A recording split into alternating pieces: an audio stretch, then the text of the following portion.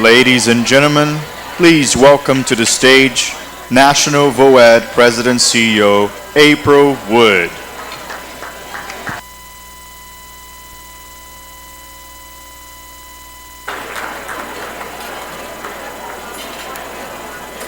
I hope you all enjoyed your lunch today. You guys are a little bit more tired than you were on Tuesday, just so you know. You're not quite as rowdy. That must mean you had lots of fun this week. All right, let's jump in here. It is an honor today to have the privilege. For those of you who may know Patrick Crawford from Feeding America, Patrick has been for a couple years now telling me all about Miss Claire Babineaux Fontenot. So I am thrilled she is with us today, and I have the privilege of introducing her. Miss Babineaux Fontenot is a visionary leader dedicated to serving those in need. As the CEO of Feeding America since 2018, she has spearheaded many different initiatives to provide meals to millions of families facing food insecurity and addressing the root causes. With a background in law and a passion for social justice, Claire brings a unique blend of legal expertise and compassionate leadership to her role. Under her guidance, Feeding America has navigated the challenges of feeding those in need during a global pandemic, expanded its reach and impact, and forged unique partnerships at all levels within the VOAD movement to better serve communities in need.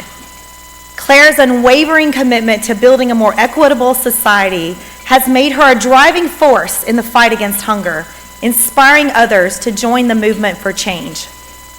Please join me in welcoming Ms. Claire Babineaux Fontenot to the stage.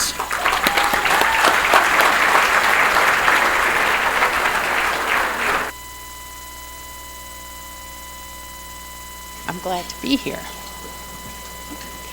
Well, hello.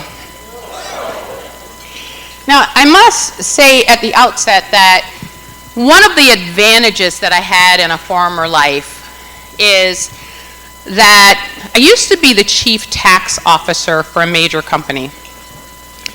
And the advantage of that, if not obvious, was that when I came up to speak, especially if it were during lunch or right after lunch, people considered me successful if they were just able to stay awake. Today I'm thinking maybe your expectations might be a little different than back then. So let's see how this goes. I actually want to start with my last name. Now, did you hear people kind of sort of seem proud when they got it right?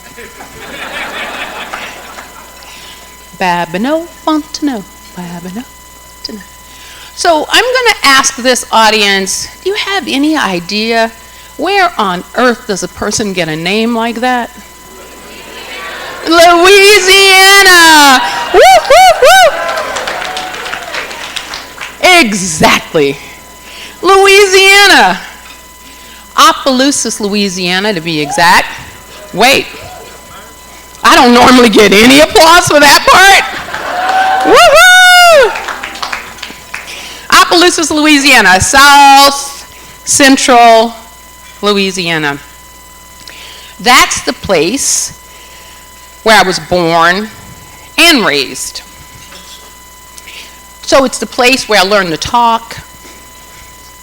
It's the place where I learned to crawl and walk and run.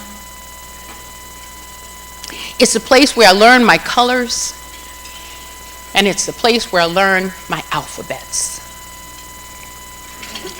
So when I talk about it being the place where I learned my colors, I want to present you with one of the colors that I learned in my hometown. Are we able to put it on the slide?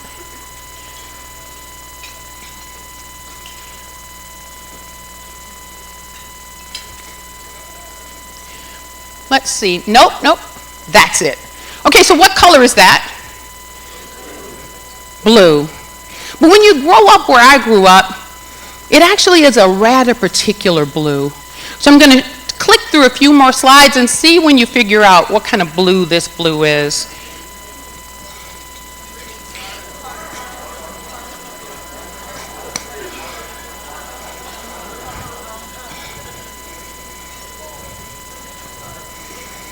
Growing up in Opelousas, pretty early I learned about a very particular blue,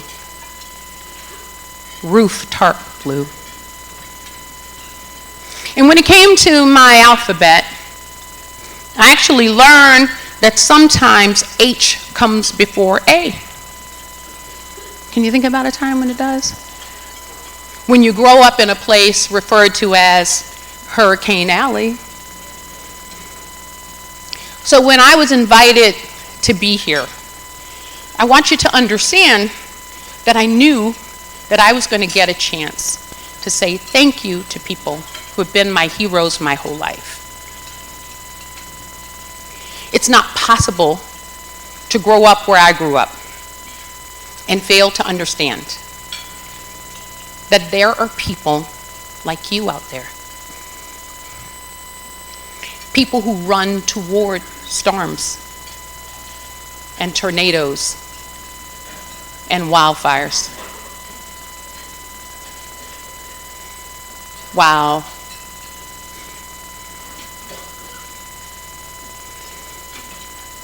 I thought I was as proud as I could be about the work that you do as a kid.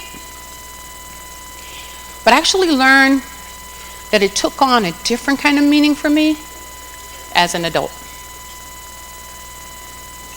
In August of 2004, August 23rd of 2004, I started a new job. I moved to Northwest Arkansas from Baton Rouge, Louisiana. I was excited about the opportunity that I had in that role. First of its kind of opportunity for my family. I'm the granddaughter of sharecroppers. Neither of my parents had the privilege of graduating high school. And I'd had all of these chances to do things that they simply had not gotten a chance to do. Among them was to join the team at Walmart. So I was excited when I got there. Thrilled, in fact, with the opportunities that I had to do the work that I was doing. And as my first anniversary approached, do you know what else was approaching? Katrina. You see, Katrina touched ground on my first anniversary at Walmart. I remember feeling so conflicted. We had 8 cousins that we couldn't find.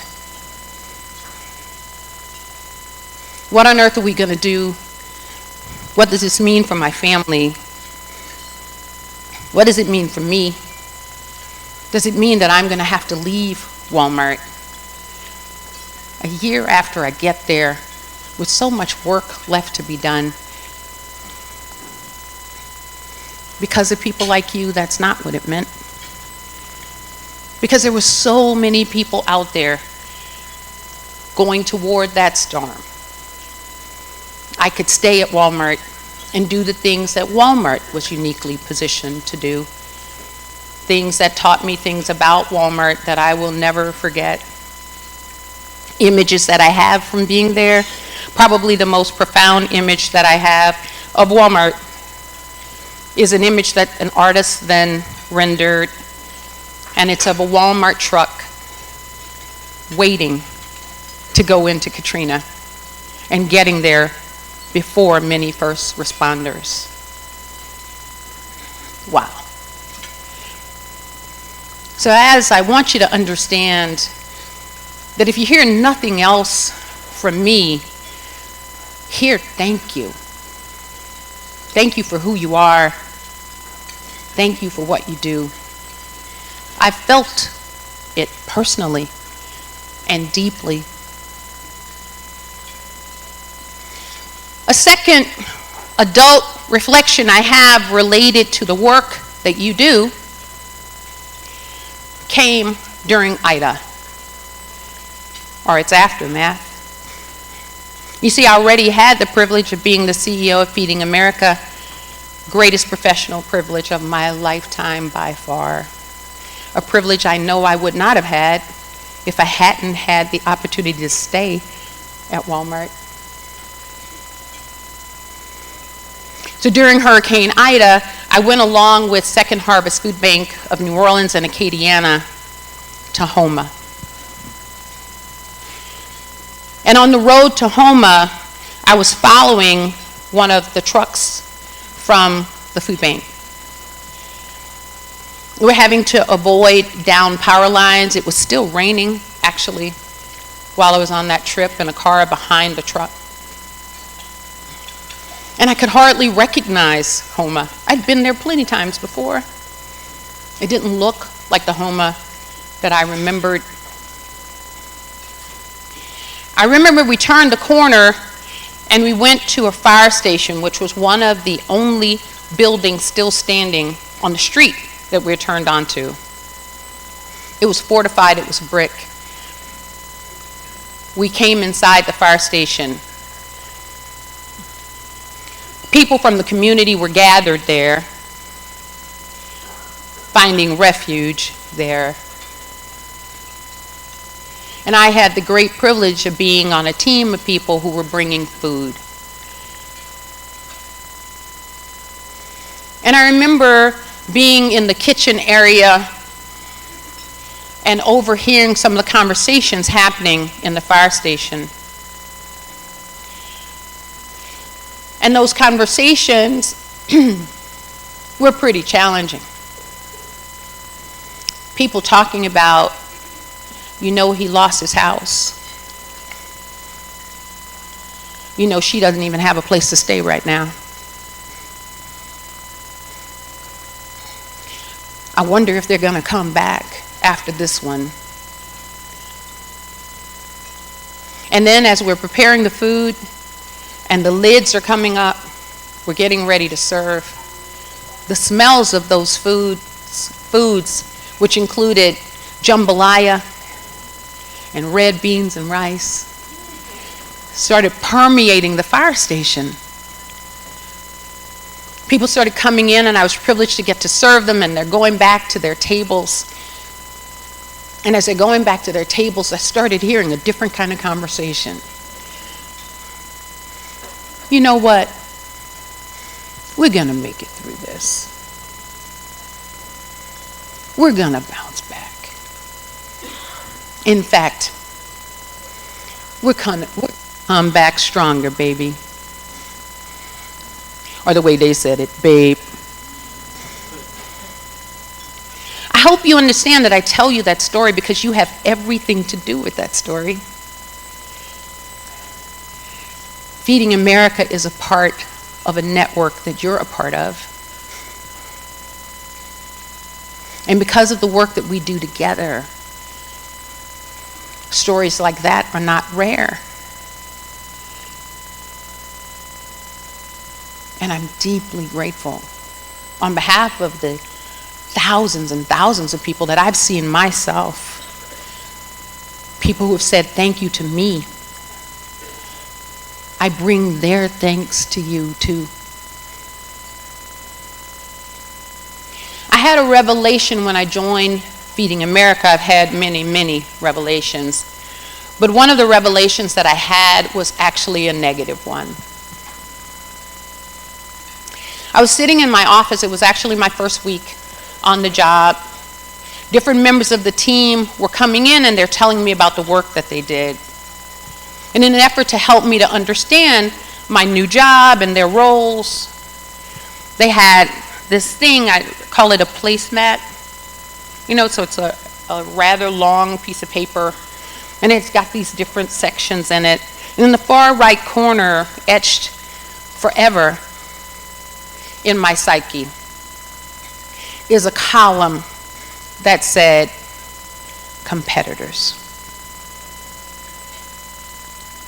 Some of your names were on the list.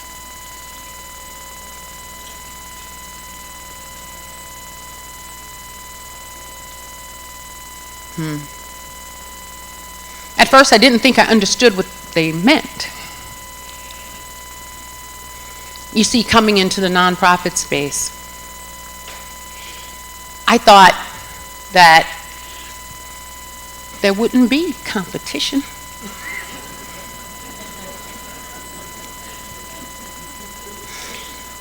That was the stuff that the for-profit space was made of.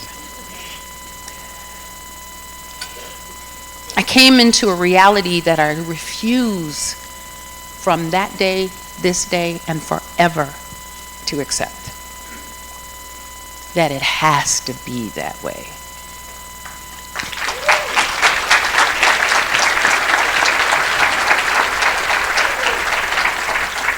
I applaud you, not only because of what each of you do as individuals, but because you care so much about communities across this country, that you choose to do things together.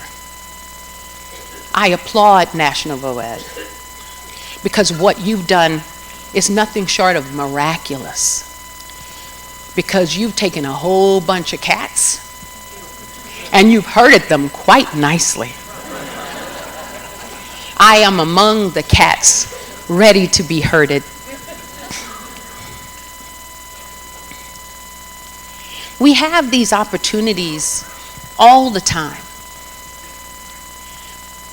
to join ourselves together, bind in common cause, and emerge better because of it. You do that here. You know, it's an interesting thing about storms. Storms don't care about barriers. Storms don't care whether wealthy people live in that house, whether white people live in that house, brown people live in that house, black people live in that house. None of us can cook without a kitchen. Storms in a metaphorical kind of way, in a symbolic kind of way, do some of what you do, except you do it for the good. You remove unnecessary barriers. You cross over territorial boundaries. You do it together. And it makes a difference. My encouragement to you is to keep being you. We at Feeding America will try to keep showing up as partners around these big, beautiful tables. We'll try to lend what we are to what you try to do so that we together can do it better. I appreciate not only that you work in these conferences, these convenings, on thinking about ways that you can be better prepared for the next storm, the next wildfire, the next natural disaster. How you can make certain that the food can get there faster, that help can get there faster based upon the staging that you do. But I appreciate especially that you work on the resiliency of those communities so that the community can weather the storm, hopefully without you. I was just having a conversation with the Feeding America National Office team today, this morning. And one of the things that I talked to them about in that conversation that we had, I talked to them about the moment that I feel that we're in at Feeding America. A moment when we have to decide whom it is that we're going to be tomorrow and the day after tomorrow and the day after that. And we contemplated these two terms. One of the terms is enabler, and the other term is catalyst. And when I said enabler in the context of that conversation, I was speaking to a system that is rewarded for people relying on it. And when I said a catalyst, I was referring to the term to mean when, because of the work that we do together, people have the resources that they need and they can rely on themselves. To be sure, in the middle of an emergency, people need all of us to be there, providing the resources that they need in the moment. And they also need us to be very thoughtful about what it would take for that local community to bounce, not have to bounce from so far down, maybe, and then to bounce back on its own. So thanks for every bit of it. Wow. You know, as my comments come to a close, and I try to make a practice of never going longer than the time that people have allotted, because although I am not the chief tax officer anymore, you still have other things you probably want to do with your time today. I'll leave you with this, that when I think about you, if there were a metaphor for what I think, a symbol for what I think of you as bridge builders. People who connect people to the resources that they need. And people who fundamentally remind us that we are all in need of feeling connected to each other. Thank you so much for having me. I appreciate you.